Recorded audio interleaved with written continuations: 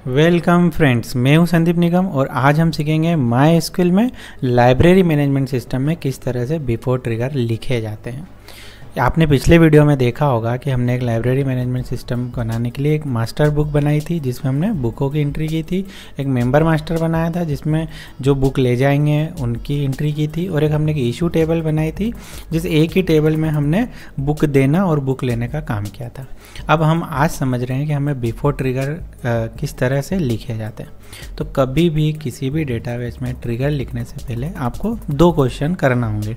पहला क्वेश्चन कि before trigger कब लिखना है। तो बिफोर ट्रिगर की आवश्यकता कब होती है वो हम समझते हैं कि जैसे यहाँ पर जो हमारी रिक्वायरमेंट है वो ये है कि ओपनिंग तो हम मैनुअल पंच करेंगे। मैनुअल पंच क्यों?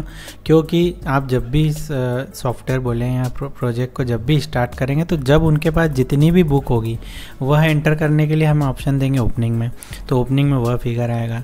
इशू में जब से ट्रांजैक्शन होंगे तो हमारी जो ट्रांजैक्शन टेबल है TRN इशू, इसमें जब डेटा होगा इस बुक का तो वो यहाँ पर इशू की एंट्री हम क्या करेंगे, जब आफ्टर ट्रिगर लिखेंगे तब समझेंगे।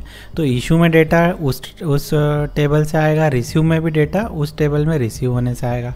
अब बात आती है क्लोजिंग कैलकुलेशन करने की। तो जब हमें एक ही टेबल के पर्टिकुलर कॉलम का कुछ कैलकुलेशन करके उसी टेबल में यानी कि सेम टेबल में ही कुछ अपडेट कराना हो तब हम बिफोर ट्रिगर लिखते हैं। तो आपको सबसे पहले रिक्वायरमेंट देखना है कि क्या ऐसी कोई रिक्वायरमेंट है जिसमें सेम टेबल से ही कोई कैलकुलेशन हो रहे हैं। तो आपके पास अगर इसका जवाब आता हाँ हो रहे हैं तो आपको कन्फर्म है कि उस पर बिफोर ट्रिगर लिखना है।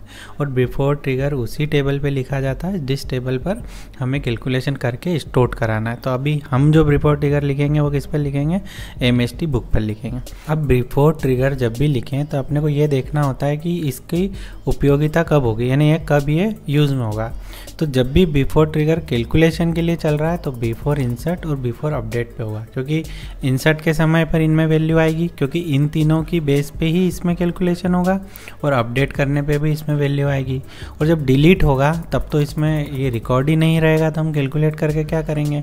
तो हमें जो फाइनली जो रिजल्ट आया वो ये आया कि हमें MST बुक पर एक बिफोर ट्रिगर लिखना है, बिफोर इंसर्ट और बिफोर अपडेट, दो ट्रिगर हमें यहाँ पर लिखना है। और कैलकुलेशन क्या करना है, ओपनिंग है, ओपनिंग में से इशू होगा यानी माइनस होगा और रिसीव प्लस होगा क्योंकि वो वापस आएगा, और इस तरह से हमारा कैलकुलेशन क्लोजिंग में आकर स्टोर्ड हो जाएगा। कॉलम के नाम देख लो, OP ISS REC CL। अब हम ट्रिगर लिखना शुरू करते हैं। तो आप सबसे पहले क्या करेंगे, ट्रिगर में जाएंगे, एड ट्रिगर करेंगे। यहाँ पर हमारा रूल क्या है, जो भी आपके टेबल का नाम हो वो आपको लिखना है। आप बिफोर इंसर्ट लिख रहे हैं तो मैं BI लिखता हूँ, आप बिफोर इंसर्ट भी लिख सकते हैं, इंसर्ट बिफोर भी लिख सकते हैं, जो भी लिखें पर एक तरह का एक सॉफ्टवेयर में लिखें। यह नाम लिखा, बिफोर इंसर्ट है, यहाँ बिफोर इंसर्ट लिखा। अब यहाँ पर शुरू किया और यहाँ पर एंड किया। अब हमें क्या करना है, वैल्यू को सेट करना है, तो हम लिखेंगे सेट।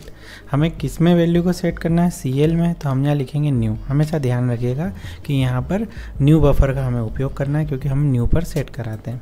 बिफोर में CL इक्वल टू, अब क्या होगा, न्यू का OP जो भी ओपनिंग आए प्लस नहीं माइनस क्या होना चाहिए, न्यू का ISS मतलब इशू हो गया वो माइनस हो जाएगा, प्लस न्यू का रिसीव, वो यहाँ पर हमें क्या होना चाहिए, डॉट रिसीव, ये हमें प्लस होना चाहिए। बस इतना ही लिखना होता है, इससे ज़्यादा इसमें कुछ भी नहीं लिखना है। इतना लिखा, इसे कॉपी कर लो। हाँ, कुछ चीज़ें हो सकती है कि यदि इनमें कोई नल वैल्यू हो तो आप यहाँ इफ़ नल की कंडीशन लगा लें। मैंने क्या किया कि इंटीजर का कॉलम ही लिया है तो डिफ़ॉल्ट वैल्यू उसमें 0 ही है, तो मुझे इनकी आवश्यकता नहीं पड़ रही है। यदि आप इन चीज़ों का मैनेजमेंट करके चलेंगे तो आपको कभी भी कैलकुलेशन में कोई प्रॉब्लम नहीं आएगी। तो मैंने यह पहले से ही इंटीजर बना रखा है और डिफ़ॉल्ट वैल्यू 0 दे रखी है, इसलिए मुझे यहाँ पर इफ नल आदि लगाने की कोई आवश्यकता नहीं है। इसको मैंने कॉपी किया और अब मैं क्या करूँगा, यहाँ से इसे एग्जीक्यूट, ये हो गया हमारा बिफोर इंसर्ट सक्सेस हो गया। अब सेम हम क्या करते हैं, बिफोर अपडेट भी लिख लेते हैं। तो बिफोर इंसर्ट और बिफोर अपडेट पे ऐसे केस में कोई अंतर नहीं आता, डुप्लीकेट ही बनता है। तो हम क्या करें, फिर से एड ट्रिगर कर दें, हमारा जो टेबल का नाम है वो ही रख लें और यहाँ कर देंगे बिफोर अपडेट, क्योंकि हम अपडेट का लिख रहे थे, यहाँ मैंने ये कर दिया, सेम रहेगा, यहाँ पर बिफोर अपडेट हो जाएगा। ट्रिगर को एज इट इज़ कॉपी कर दें और एग्जीक्यूट कर दीजिए। ये आपके दोनों ट्रिगर लिखा गए। अब हम चेक कर लेते हैं। तो चेक करने के लिए आप क्या करेंगे, MST बुक में जाएंगे। पहले मैं अपडेट करके देख लेता हूँ। तो मैं क्या करता हूँ, इसकी ओपनिंग में 5 कर देता हूँ, ठीक है। और हम जो इसको वापस से रिट्रीव करते हैं, देखिए 5 दिया, प्लस माइनस कुछ नहीं हुआ, सेम यहाँ पर अपडेट हो गया। अब हम क्या करते हैं, इसमें से 2 बुक इशू कर देते हैं। अब हम वापस से अगर रिजल्ट देखें तो क्या हुआ, देखिए 5 में से 2 चला गया। अब हम क्या करते हैं, जो 2 बुक हमने की थी उसमें से 1 बुक हमें आ गई। अब ये देखिए यहाँ पर जब इसका आप अपडेट देखेंगे तो देखिए 1 बुक आ गई। तो ये जो मैं अभी मैनुअल इशू और रिसीव कर रहा हूँ, ये हम क्या करेंगे, TRN इशू पे एक आफ्टर ट्रिगर लिखेंगे और उससे यहाँ पर वैल्यू लाएंगे। तो बिफोर ट्रिगर का जो मीनिंग था वो यह था कि कैलकुलेशन करना है। ये देखिए आपने जो अभी कैलकुलेशन की अपडेट पे की, यही कैलकुलेशन अगर आप यहाँ पर इंसर्ट में जाएंगे और यहाँ से एक बुक 4 आप अगर नई बना लेंगे और यहाँ पर आप ओपनिंग में मान लीजिए 9 डाल देते हैं। अब देखा जाए तो ओपनिंग के समय ये कोई तो देंगे नहीं, तो आपने 9 उसकी ओपनिंग दी है और आप जब इसे सेव करेंगे और जब बुक में देखेंगे, देखिए अपने आप 9 का क्लोजिंग भी कैलकुलेट हो गया। तो यह बिफोर इंसर्ट से हुआ, पहले जो करा था हमने बिफोर अपडेट से हुआ। तो आशा है मुझे आपको MySQL लाइब्रेरी मैनेजमेंट सिस्टम जो हम बना रहे हैं उसमें बिफोर ट्रिगर किस तरह से लिखना है, कब लिखना है, किस टेबल में लिखना है, बहुत अच्छे से समझ में आ गया होगा। अब अगले वीडियो में मैं आपको आफ्टर ट्रिगर लिखना बताऊंगा, जिसमें हम TRN इशू टेबल से MST बुक के IHS और रिसीव कॉलम को अपडेट करेंगे।